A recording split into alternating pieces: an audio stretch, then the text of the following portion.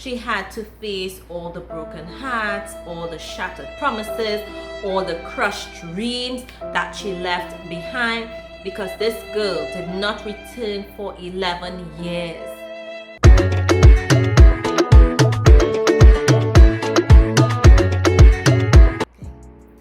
Hi wonderful people, and welcome back to my channel, Goodreads with Giselle. What's up, what's the scene, how are you going? I hope life is treating you well. I hope you are enjoying the weather wherever you are. I can tell you that I am. Do you see my skin? It's all glowy.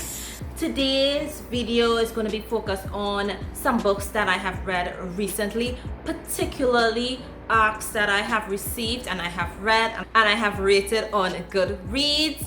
So if you want to know what I have read recently, particularly books that were recently released in May and June, keep watching my video. If you like my content, make sure and subscribe to my channel down below, and make sure and give this video a thumbs up. First up, I am going to talk about these books from my most favorite to my least favorite. I've never done this on my channel before, but I'm like, you know what? This is how I rated these books. If you go to my Goodreads account, you would see that these ratings are the same. So first up, I have Cruel Saints, written by Michelle Hood. I love this book. This book got 5 stars. Like I'm telling you, thus far in this year, I've only given one other book 5 stars, but I thoroughly enjoyed it and I loved it. I loved the characters. Like the story just the bomb. The story was just the bomb. Period. I devoured this book, and I am anticipating Ruthless Saints that is going to be released. I am so excited for another book within this crime world that Miss Michelle Hood has created. So just let me tell you a little bit about this book. First off, I'm saying it now, this is a slow burn. It is heart-rendering. It is emotionally arresting. It is intense. It is action-packed. And you know what? It is just a delectable read. I kid you not. I kid you not. You know I love mafia romances. If this is your first time watching one of my videos, I love mafia romances, and I think I'm going to admit that it is my favorite trope. I finally realized that it is my favorite, but that does not mean you don't enjoy other books, please. Oh God, why am I slapping my thighs, yo? Yeah, so that does not mean that I don't enjoy other tropes. I do. It's just like this one is my favorite. So just so that I will share that with you. Cruel Saints is an arranged marriage mafia romance. It is told from dual perspective and it can be read as a standalone. However, you are introduced to other characters. The book is written in such a way that you just want to read the other books like one time because you want to know about this character and you want to know about another character, and that is what is going on with me. I'm just so excited to read. But anyhow, so this book starts with Elena, and you met her when she's 17. Now she was engaging in some activity and her bodyguard walked in and killed 2 employees of her dad, like just killed them in front of her face and then forced her to perform some act. Elena has been abused. She has been tortured. She has been locked up in a cage and locked away from the rest of the world. Her father basically has her isolated to keep her as a bargaining chip. This impacts her so much. On top of that, she has been locked away in her house. She's only living with her dad and her bodyguard, and you know how the mafia works, and she's all alone. She's so isolated, and for 3 years her bodyguard has tormented her, has abused her. Fast forward, when she's 21, you meet her at 17, now you meet her at 21, and she's being sent to Saint Monarch. It is a type of establishment where different people from the mafia, they go there to train. And there she meets Lucian. Now she has been warned by her bodyguard, Dante, to stay away from Lucian. However, that does not happen, and you get to see where Lucian and Elena, they just meet, they connect, they are attracted to each other. However, Elena is scared of being placed within another cage, from moving from one cage from her father to being placed in another cage by Lucian. But I am fast forwarding. Let me take a step back.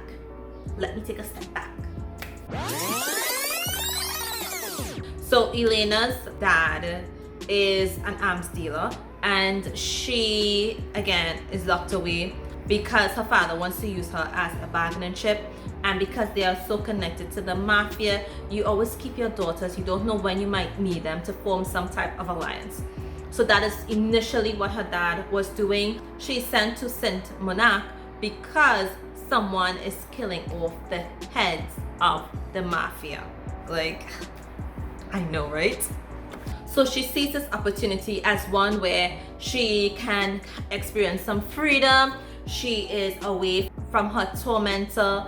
She has been living in fear and despair for 3 years, and now she's finally free and she wants to continue being free. Elena, she has been abandoned by her mother, neglected by her father, and then abused by her bodyguard. So this girl did not have a nice life. She meets Lucian and she's attracted to him, but he's also next in line to take over the mafia from his father, and that is why he is at Saint Monarch. He is in his final set of training, and once this set of training is over, he is going to take over. But remember, I said someone is killing off heads. So you know what happened? Lucian became the head of his crime family, and in that process, while being at Saint Monarch, you have Elena's bodyguard showing up out of nowhere while Elena and Lucian is in a kind of compromising situation. He comes in and he's like, I thought I warned you. I thought I did this. I thought I told you that. And he just goes all out on this girl. And Lucian is like, you know what, he feels so sorry for her, he's so attracted to her. And the thing is, no one knew that she existed. She was so hidden away by her father that he's like, you know what, he proposes something that would one, get her away from her abusive bodyguard, and one where she would have some type of freedom. But it's only so much freedom you can have in the mafia. There's only so much. Let me tell you about Lucian. Oh my god, y'all, I'm talking so much about this book. I love it. I love it. Lucian is ruthless. Lucian is a savage. He is brutal. He loves control. But you know what? When he meets Elena, he has none. And he's so confused by all these feelings that he has for her. But honestly, guys, this book is so good. Just reading about Lucian struggling and having to cope with all these feelings and not knowing what to do with them, and someone trying to kill off all the heads of the mafia and trying to solve that crime. Let me tell you, this book, there was so much emotional drama in this book. There was so much intense moments in this book. There was so much action in this book that it had me like, it had me blown away. So I gave this book 5 stars. Yes, it deserved 5 stars. I loved it. There was nothing about it that I didn't like. Nothing. I was so enthralled by this book because you know what? You had secrets on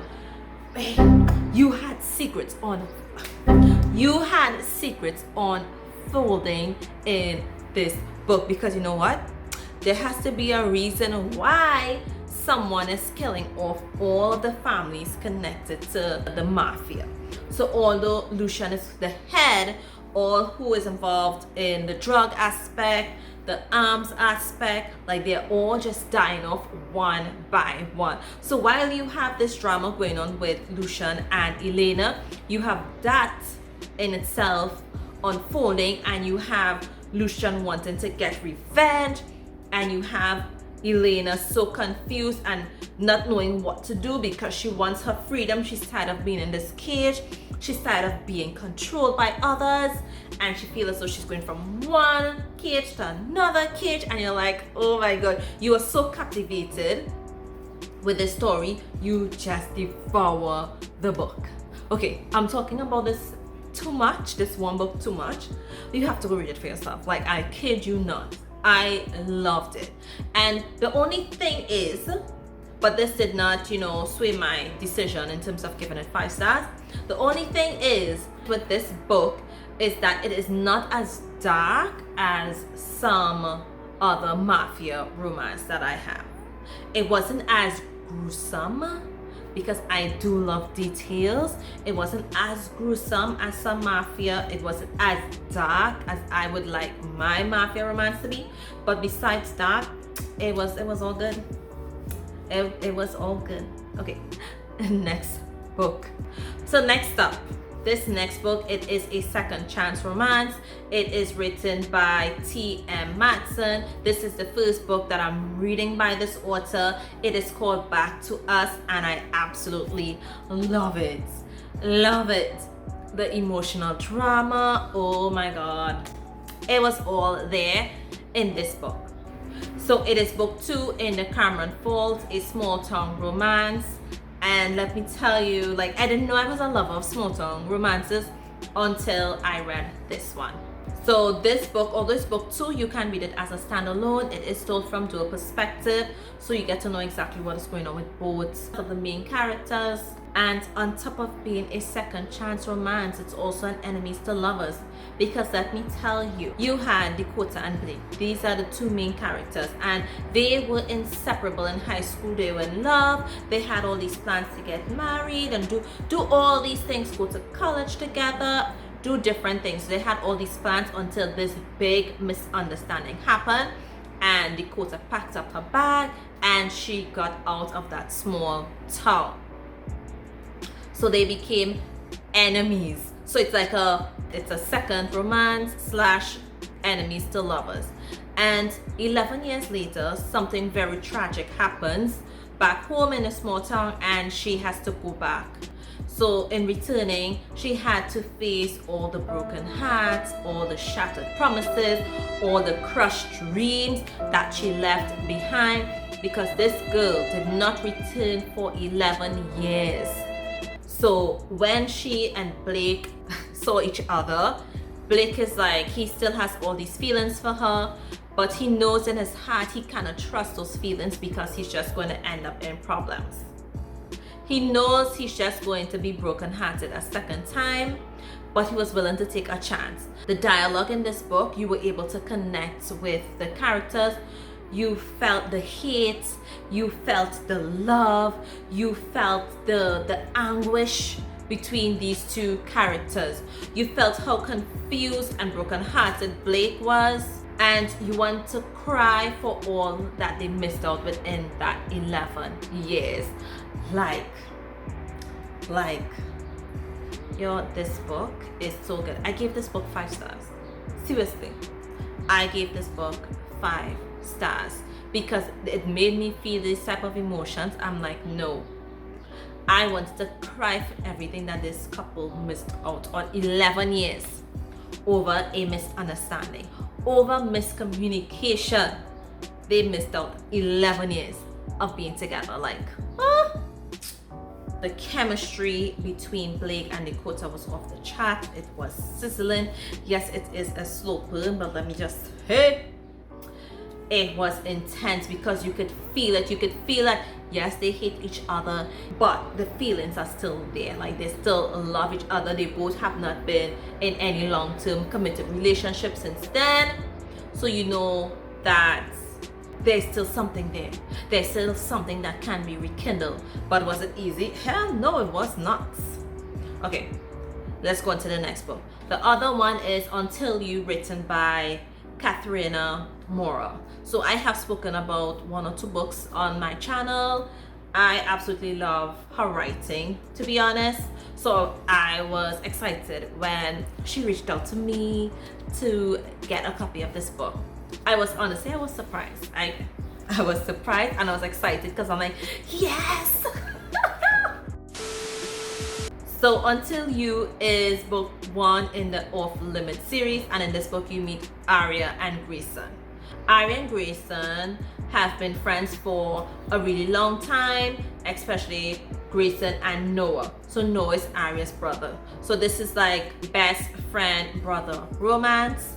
So this story begins with Grayson going to visit Noah, and discovering that Aria has moved out to be with her boyfriend.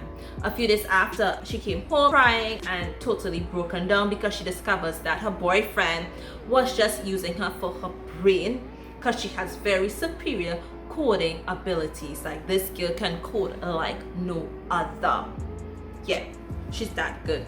And when she discovers that her boyfriend with another employee, they work for the same company, she hears him with someone else and he's just like bad talking her and saying all these negative things about her. So she's really broken up about it. So she runs to her brother and Grayson and they're like, what? So Grayson decides, he is the CEO of a software engineering company.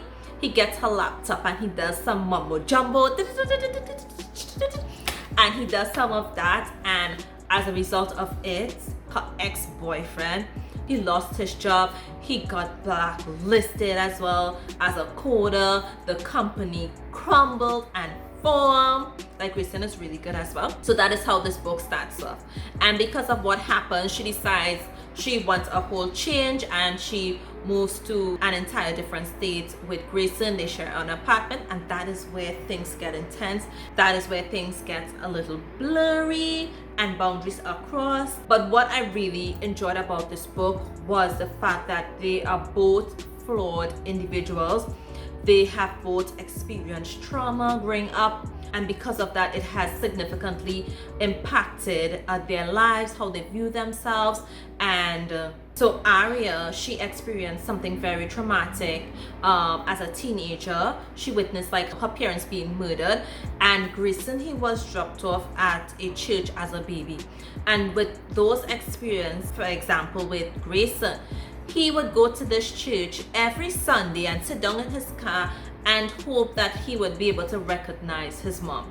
But let me tell you, when they finally discovered who his parents are, I wish that they had not discovered Grayson's parentage. I wish. They were the worst. So you really feel for Grayson and Aria a lot, and what they go through and what they went through, and just the fact that they have vulnerability issues, insecurity issues, and just seem like these smart, intelligent persons. On top of that, you have, because of what Aria went through, she created this vigilante platform. I tell you, this girl good with coding, but I have to remember that it is a book. But yes, it is good. Let's go on to the next one. This book, Foul Shot, it is written by J. Arkridge, and I was pleasantly surprised by this book because it is a sports romance, but it is so different from other sport romances that I have read. It's just a little bit more emotional, and I think also the characters were a bit different, and there was some unexpected events in this book. So in Foul Shot, you meet Kyle and Jennifer. Now this is book 2 in the Hawks series, and it is told from dual perspective. So both Kyle and Jennifer, they meet at this club, they're just having a good time, they realize that they have chemistry, and they decide to have like this one night stand. Things were so good, it was better than expected, and they decide, you know what, let's become friends with benefits, because they just did not want it to end. And then boundaries and everything becomes blurred, and both of them did not want to have a relationship. Kyle didn't want one. He's a big star basketball player, and Jennifer, she is an elementary school teacher. However, she experienced abuse in a past relationship, and because of that, she has sworn off any type of relationship. She just does not want to have it. Right? So things become blurred. However, something unexpected happens in Jennifer's life, and she has to choose whether she wants this unexpected happenings or Carl. And she chooses that because it's more important, and it will significantly and profoundly impact the individual if she doesn't do what she needs to do. And this is what makes this book so different. This unexpected twist, this unexpected event. Like, I was so touched, and like these persons, Kyle and Jennifer, they are so loving and caring that you just can't help but enjoy this book and devour this book. Like, it is good. The surprise in this book, the unexpected events, like the twist, This hooks you. It's like really enjoyable. Like it starts off like an ordinary sports romance kind of thing, and then they just flip and switch. It just flips and switches, like what? But you are able to keep track. It's not like something that comes out of the blue and you don't know what is happening. No, it is. It's everything flows well. The story development flows well. The characters are great. Like I had no issues with this book. I give it 4 stars. Why I give it 4 stars? I don't know, but anyway, I gave it 4 stars. So this book is a bit different from what I usually read, right? This next book that I'm going to talk about, Tasting Innocence. There was nothing innocent about that book. Tasting Innocence. What innocent? It had nothing innocent about this. This was hot from the beginning. It is book 2 in the South River University series, and in this book you meet Dex and V. So this is another best friend brother romance, or a friends to lover romance. V and Dex, they have known each other like almost all their life. Like they met in elementary school and they formed like this really good friendship because Dex is best friends with Renzo. So Renzo and Dex, they are best friends. And V, because of that, she's also a good friend of Dex. But Renzo made sure and made it clear among his friends that no one can date V. But then Dex, he started, developing feelings for her, and V also, he started developing feelings for him. This is how the book starts off, right? The book starts off where they are on this family trip, and Dex and V, they get snowed in with the parents. And Dex is like, okay, he decides he wants to let V know how he feels, and with some liquid courage, he's like, he tries to, kiss her and all of these things. It doesn't work out. It kind of blows up in his face, and she doesn't speak to him for a couple of months. She doesn't speak to him for a couple of months until they have this like trip with all their friends to this creepy hotel where they spend this weekend, and they get Dex and V, they get trapped in this secret room and had to wait for their friends to come and rescue them. And they talk it out because they didn't have a choice but to. They talk it out and they decide that, you know what, I like you, you like me, let's get together, let's have this relationship. But V is like, let's tell my brother. And Dex is like, no, if we tell your brother, all hell will break loose. And you know what happened, right? You know what happened. And then there's this particular line in this book that I just love. She's like, well, you took my boyfriend, so I took your best friend, right? Because Renzo is gay and he took V boyfriend. So she's like, well, I could take your best friend. I really like that about this book. It was very entertaining. It was funny. I do love V. She wasn't like immature for her age or anything like that. She was very like responsible. I think just because they had a friendship before, that things just flowed really smoothly with their relationship. There wasn't as much bumpy roads as you would have expected. Besides everything being in secret, a lot of the issues came from Dex, but it's all good. He is so caring, but he's also a womanizer, and he has this reputation for just hooking up with women, doing like one-night stands, no relationship. He's not about that. But underneath all of that womanizing behavior, he is caring, he's sweet, he's charming, he's so considerate. Like, you would love, absolutely love Dex. Again, this book is so funny, it is entertaining, the dialogue is really good between all the characters. Yeah, I like this one. This one I gave 4 stars. This is another book that I read by J. Akridge. It is called Charged, and it is part of the Salvation Society series. This is a series that different authors are working on, but Charged can be read as a complete standalone. There is no cliffhanger, and it is told from dual perspective. In Charged, why I really like Charged, so I gave Charged 4 stars. Why I really liked Charged is, one, it is a military romance. This is the first time that I'm reading a military romance. Normally I stay clear of that. It just don't interest me. And when I was given the opportunity to review this book, I'm like, okay, let's see. So I did go in with an open mind. and I loved it. You meet two characters that experience trauma and both deserve happiness. They both deserve a happily ever after. This book is a fast-paced book. It's a quick, sexy read, and on top of that, it is emotionally gripping.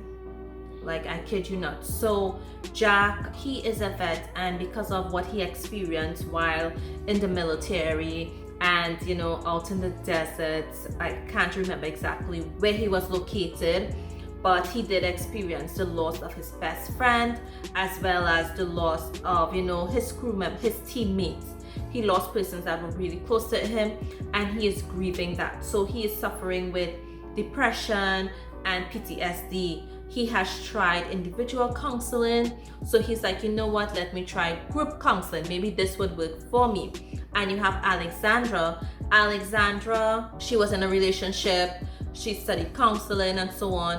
Her partner was very abusive emotionally and physically, and she decided, you know what, let me get out of this toxic relationship, and she moves to a small town, and she is the counselor slash group facilitator for the group that Jack is receiving help from. And within that, they connect. They had like this they met before the counseling actually happened, before the group started. They met on their way to the group. They did not know that they were going to the same place, that he would be one of the attendees or that she would be the facilitator of the group. But anyway, they connected before. They just like have this chemistry between them. And you know, in counseling, this is a forbidden romance, right? So it's in counseling, the counselor and the patient, you know, they can't intermingle, and boundaries were crossed, lines were crossed or erased completely, and they developed this type of relationship. So on top of that, with all this secrecy with being together, you had someone stalking her. You had someone who found out that they were having this relationship and just blew the whistle. You had like so much other things going on besides the fact that you had this forbidden relationship between the counselor and the patient. You have all that. So honestly, I really enjoyed this book. I did not regret reading it at all. The last book that I'm going to talk about, and this one I give 3 stars to. It was good. I'm not saying that it wasn't good, but I'm going to tell you why I gave this book 3 stars. And it is Playing Hard to Get, and it's written by Ellie Isaacson. I hope I'm pronouncing that name correctly. I'll probably put it somewhere up on the screen. Yeah, in this book you meet Vivian and Mitch. It is told from dual perspective, which I enjoyed a lot. I also enjoyed the fact that these two individuals were going through emotional battles. Like, they had their own issues that they were dealing with on their own, and this had me engrossed in the story, the issues that they were dealing with. So you have Vivian. Vivian is a fashion designer. She is from a very rich family. She's doing well for herself. However, something happened in her childhood, and because of that, she likes control, and she does not open up to people very well. Even her twin brother Vinny, she doesn't like open up to him as she should with a twin, and because of that, she's very hesitant in terms of going into a relationship with Mitch. So Mitch is an ex-Marine, and he had a very traumatic event while working in the military. He had persons very close to him die. He's grieving their loss. He also has PTSD. He's trying to come to terms with the loss of persons that are close to him. He meets Vivian, and you know, he's pursuing Vivian. However, she doesn't want to be in a relationship with him, not because she doesn't like him, not because she isn't attracted to him, but because Mitch is working for her cousin, and because of her issues that she's, you know, has in her head about her family and growing up with her cousin, she doesn't want to ruin that relationship between herself and her cousin, or between Mitch and her cousin.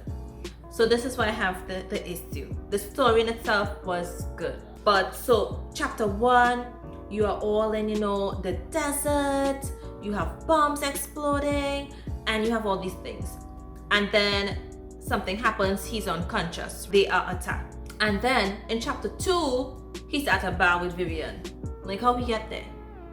It didn't have like 2 years later, it didn't have nothing like that.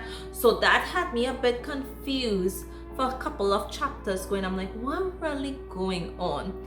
And my other issue was like Vivian had this big family issue, and you know, she's going on about, you know, family and family relationship, and is hesitant because of this, and she's responsible for ruining her family. And you're like, okay, what happened? What happened? You don't find out what happened until the last chapter. So you're reading this book, you're seeing things unfold nicely between Mitch and Vivian. She finally gives in, and you know, they start this secret relationship, but you're like, why is she hesitant? Why is she saying some of the things that she's saying? With Mitch, you totally get Mitch actions or behaviors, in the sense that, you know, he would shout out while sleeping, again, PTSD. But with Vivian, you're like, what really going on? On top of that, like her attitude and demeanor, you're like, it was very hard to connect with her. It was very hard to relate with Vivian. And because of that, I had to give this book 3 stars. Like, it was nice, but it wasn't that enjoyable. It wasn't that entertaining. It had me feeling confused. And if I read a book and I'm confused and I don't know what is going on, and I have to reach to the end of the book to make some type of connection to what happened earlier in the book, I'm like, yeah. It just like the story development just wasn't there. I didn't really enjoy too much of the characters. This is the first time I'm reading a book written by this author.